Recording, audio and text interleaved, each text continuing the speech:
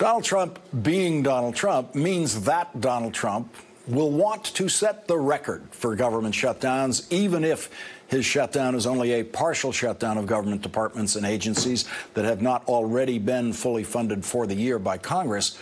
And to set that record, Donald Trump has to keep the shutdown going until Saturday, which will be the 22nd day of the Trump shutdown.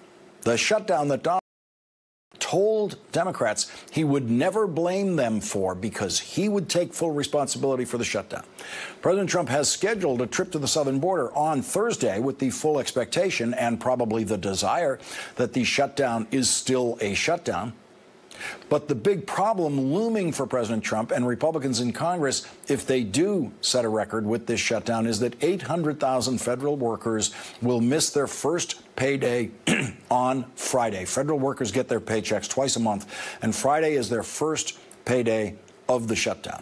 In government shutdowns, non-essential workers are not allowed to report for work because it is illegal for the government to force them to work for no pay. But the government is forcing TSA agents to do that because their work is considered essential. There have been multiple reports of TSA agents calling in sick, in effect, refusing to work for no pay. Joining our discussion now, David Frum, senior editor for The Atlantic, and Jason Johnson is back with us.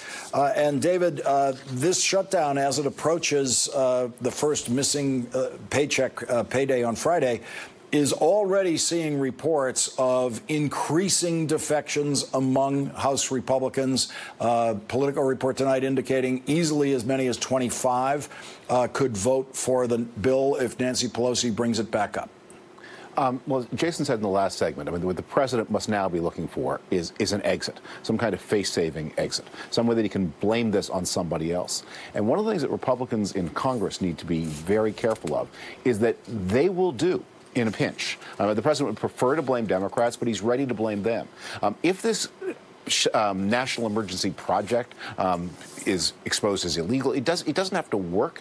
It just has to create enough of a facade that the president can later say, I was ready to fight to the end, but Mitch McConnell, he sold out, and moved the blame.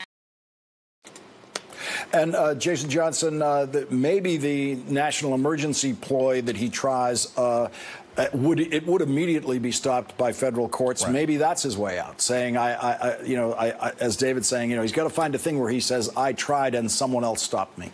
Well, one thing that we know about Donald Trump, Lawrence, is he never lacks for people to blame. It could be the Democrats. It could be the liberals on the court, even if those happen to be people who are appointed by Republicans. It can be anyone that he wants to blame. I suspect at one point, once we start hearing more stories about people missing paychecks and possibly being evicted from their homes, he'll blame landowners. He'll say, hey, your landlord or et cetera, should have been more reasonable. There's never going to be a point in any of this crisis where Donald Trump will take responsibility for anything. But I think that the problem is this. At some point, he can only beat on his own party so many times. The Democrats don't care. They control the House. But at some point, the Republicans will revolt. They don't like the idea that they're going to be taking this from both sides. They're getting angry calls from their constituents, and they're going to get angry calls from President Trump. That's not going to work, and he's going to destroy whatever kind of loyalty he still has. And here's a pressure that's going to be on Republicans, because the money, I mean, if this thing goes, this crazy scheme does somehow go forward, the president has to take his emergency funds for the wall from another military project. Right. What project would that be? Something in somebody's district. And Republicans are much more likely to have military facilities in their districts than Democrats are. But it's my suspicion, David, just legally, that the whole thing would be shut down before $1 of the defense budget was spent in this direction, that the courts would step in and shut it down that quickly. That, as Jason said, that gives the president then, well, these liberal judges, I would have loved to do it. I mean, he needs to look tough in his own mind, and he needs to cover his retreat, because he got himself into a predicament. And remember earlier, he was saying, I want Nancy Pelosi to get me out of the predicament. Who does he think Nancy Pelosi is? That's not her job. That's his dad's job. And, Jason, we see the president, we see Nancy Pelosi doing something that's very simple. She's just saying the word no. Right. That's all she's giving the president. Meantime, the president is publicly negotiating with himself in all sorts of ways, including what is this wall? Is it concrete? Is it not concrete? He publicly negotiated away concrete with himself without Nancy Pelosi saying another word.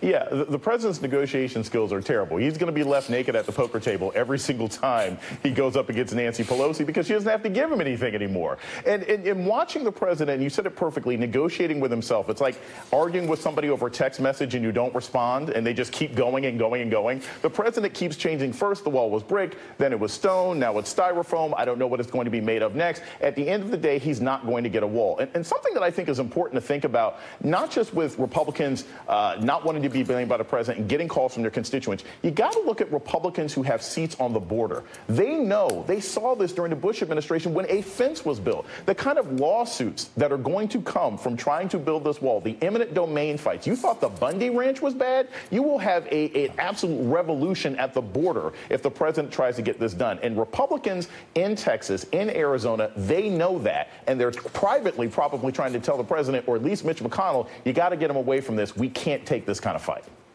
And David, the problems are more than Donald Trump ever imagined. Normally, as we understand it, in a shutdown like this, the Internal Revenue Service is not allowed to process tax returns and mail out refund checks. And so the Trump administration apparently has been trying to figure out, how do we mail out the refund checks even though we have a shutdown?